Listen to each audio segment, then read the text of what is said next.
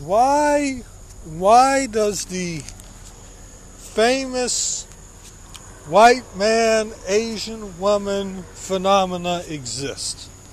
And I know that's not all the cases. I personally know of Asian man, white woman marriages. I used to work at a Chinese restaurant. There was a guy there from Guam. He's like a mixed Chinese, and his grandparents were from Okinawa. He's Chinese, Japanese, and his wife is blonde from Alabama. She's a blonde-haired woman, and they've been married for 34 years. 34 years, happily married. And so I've seen situations where that happens, all right? It happens. It's not like every single white Asian marriage involves a white man and an Asian woman, but the vast majority of them do. And Asian guys, they don't like that, and I can understand why. You know, if the reverse happened, white guys wouldn't like it. You know, so why is that phenomena the case? And in this video, I'm going to explain and break down why I believe that phenomena is the case. People will say it's because of colonialism and etc. It's because of the fact that Asians look up to Europeans, at least historically. And, you know, there may be some truth to that. You know, East Asia historically, not today. Today, much of it is very prosperous and has been for a very long time. But historically, it was very poor, you know. South Korea was one of the poorest countries in the world in 1960. China, same difference, was only recently starting to pull people out of poverty. And still there's lots of poverty in China. Of course, Vietnam would have more poverty. The Philippines would have more poverty and all of that. So it's understandable how they may want or encourage their women to marry a man from the West because they assume that he has money. But such a phenomena would also exist among, you know, Latin Americans with whites and was people from the United States. Such a phenomena would also exist with Africans. Such a phenomena would also exist with folks from India, all of which are places that have poverty. And I mean, such a phenomena does exist. If a white man goes to Jamaica, he will have an advantage over the local Jamaican guys because of the fact that the women will look at him and assume he has money. If an African American guy goes to Jamaica, he will also have an advantage over the local guys. However, because he looks just like the local guys, he will have to try. He won't have an advantage until he starts to talk to the women and they hear his accent. That's when they'll be like, oh, he's from the U.S., he must have money. Whereas if a guy is white and he goes to Jamaica, all right, as soon as he walks into anywhere like a room full of ladies or whatever, a bar, a festivity, whatever is going on, down the street, even in a neighborhood, women see him and they'll think that this guy is rich, you know? And compared to the locals there, on average, he probably is. And so they're going to desire him for that reason, all right? Or if he was to go, an American was to go to somewhere in Latin America, you know, you may not have the same advantage because there are whites there, so he's not going to readily stand out. But they will also pursue him for that, or a green card, or something like that. And so such is the same I can see with Asians wanting their women, the families, the parents wanting their women to marry Western guys because they assume that they have money and they can help lift their family out of poverty. And so I can see that. I can see that phenomena, but that does not explain the reason why you have so many situations that is so one-sided with white men and Asian women, where it's so one-sided that does not explain the phenomenon, at least not to the extent that would be satisfying. The reason that I believe that is the case is because of the difference in how Western culture and Eastern collectivistic culture manifests in the people of their societies. So men want women that are quote-unquote submissive.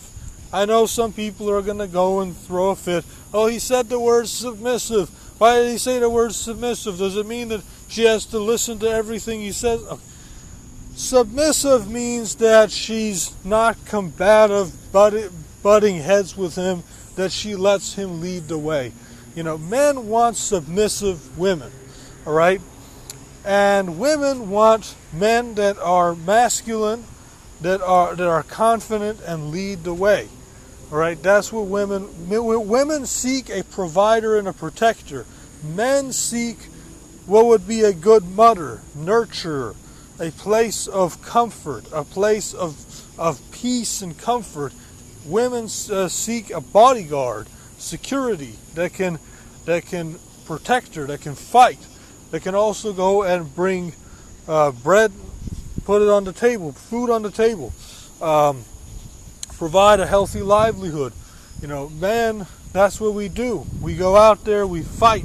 We go out there and we fight either to provide a good life by working fucking 80, 90, 100 hours a week, or if she's under threat and somebody is disrespecting her or whatever, we go and we defend her and defend her honor. That's what we do as men. Not just as men, as humans. That's what all males, that's what at least, well, they're not all males exactly, but in general, strength, confidence, that's what females across the board, even among other animals, that's what they look for in men. Now, here's the thing about the two cultures. So in the West, we got, especially in the United States, we have the Western culture, which is individualistic. We got individualism here. In the East, they got collectivism. In China, they got collectivism. Now, individualism and collectivism will manifest differently. They'll make the masculinity and femininity manifest differently in the people. So, in the United States, you turn 18, especially if you're a guy, you're expected to move out. You're expected to make something of yourself on your own. Because we're individualistic, we don't really do shit together. Everything is done by yourself. You want a business, you open it up by yourself. You have to raise the money by yourself. All your success is by yourself. You write your story. You write your success. That is the reason why when you look at homeless people in the United States, nearly all of them are Americans. They're either white American or black American or are third generation American of anywhere else. They're Americans because of the culture. We do everything ourselves. Well, what happens if you have problems that get in the way of your being able to provide for yourself? Well, now you're going to be homeless because we do everything ourselves. Whereas collectivists like from India and China, they work together, they pool their money together. That's why they dominate different trades like dry cleaners and nail salons, gas stations and motels. That's why they buy up so much of that. Because they pool their money together and they work together in ways that people from an individualistic society like the United States do not do.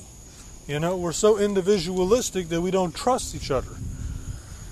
However, because we are individualistic, as a guy, you are expected to achieve a certain level of prowess. You got to do a lot of shit for yourself, which all builds confidence. And we're not too overly concerned about reputation. Yes, we care about it, but we're not too overly concerned about it. in the United States, if a guy is 30, if a guy is like 35 and he's living with his parents, hell, even if he's 25, he's living with his parents, he gets shamed for that. He gets shamed for that. I mean, today in the current economic situation, it is happening more than in the last 90 years. 90 years ago would be the Great Depression, because the economy is shit. But the thing is, if you're a guy and you're living with your parents in the United States, you're shamed. Women, they won't date you. They don't want you. American women will not date you. They'll see you as an unviable option because of the fact that you're living with your parents. You're expected to have your own place. You're expected to be doing all that shit for yourself. Doing all that shit for yourself builds confidence, by the way. Whereas with the Chinese, it is not only is it normal for anybody, man or woman, to be living with their parents at the age of 25 or 35, but if you try to move out of their home and you're like an Asian American, or especially an Asian in Asia, you will be shamed by your family like there's no tomorrow. You'll be shamed. They will shame the fuck out of you for doing that, because you'll be seen as betraying the family. They'll see you. They'll say something's wrong with you. They have the problem was the collectivists. They have their social idealism where they take certain things like family, which is good. It's necessary. It's an important part of society and the social order, but they see it as something that's superfluous and perfect. And if you're not content with it, something's wrong with you. Even if your family is fucked up. Even if your family is fucked up, you get shamed for not liking it. That's how collectivists approach life. And so, by having that approach of living for your parents, doing things for your parents, living with your parents, doing things together as a group, they create more submissive people. Collectivism produces a more submissive population, both men and women alike. Well, the only time in which I mean, that right there creates femininity. That's why guys from rich collectivistic countries like Japan, like Korea, like the Gulf states in Arabia, or rich, wealthy Indians that come to the United States, the guys are weak as fuck. No offense, but they're weak as fuck. They don't have much confidence. They ain't masculine. None of that shit. The guys from collectivistic societies that are strong, they're from collectivistic societies that are poor. Like in Africa or... Damn, I gotta catch my breath.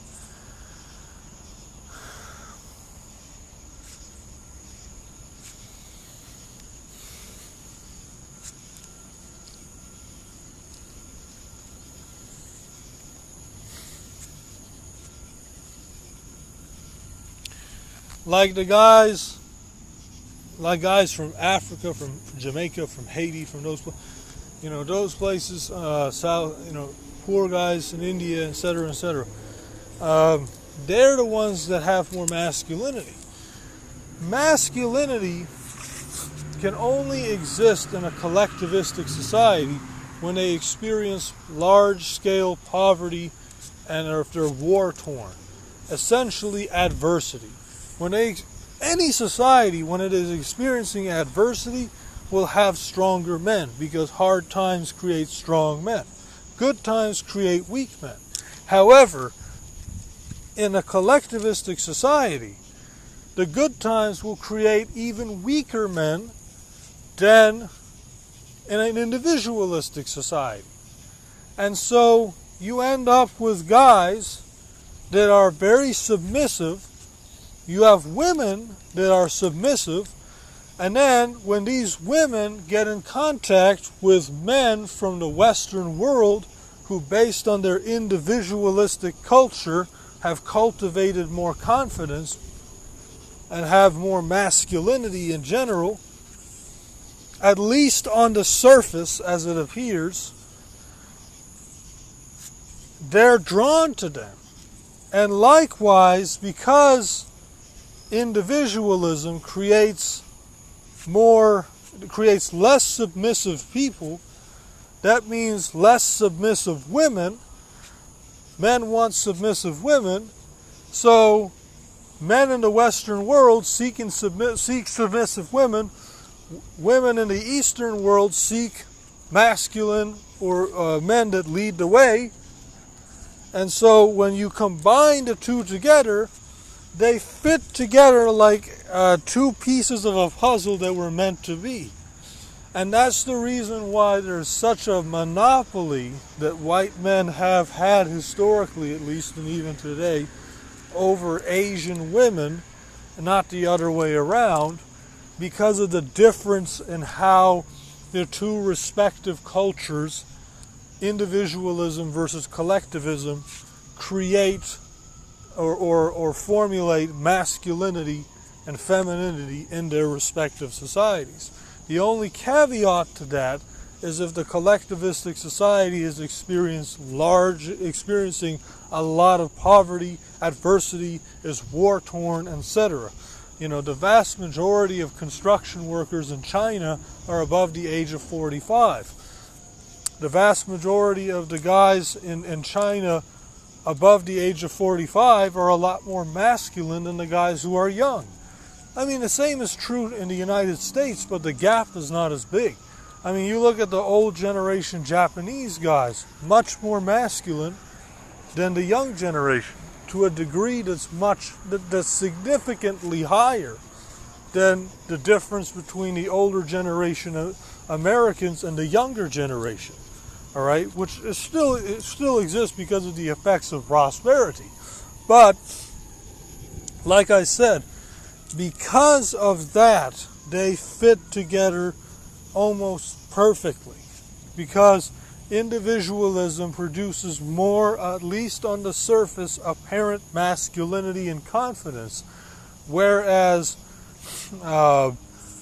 collectivism produces more submissiveness, you see, and less confidence. Individualism is all about leading the way. It's all about building your confidence in yourself to lead the way, and not relying on the opinion of your parents, of your grandparents, uncles, community members, and etc. Whereas a collectivist is about creating social harmony, which relies on the opinions of your parents, grandparents, aunts, uncles, siblings, whatever, cousins, and community members. And so because of that, you're going to have more, at least on the surface, apparent masculinity among men from the Western world than you are from men from a collectivistic society, unless, of course, that collectivistic society is experiencing massive scale poverty and war, etc.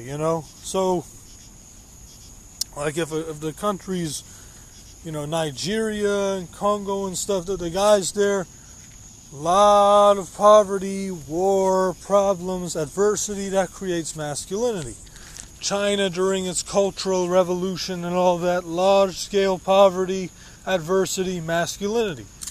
India, the guys who are from poorer areas that are poor, etc., it'll produce more of that because adversity will create that masculinity as a reaction, as it naturally produces it. Because of how it affects people. Prosperity will produce softness, it'll produce weakness.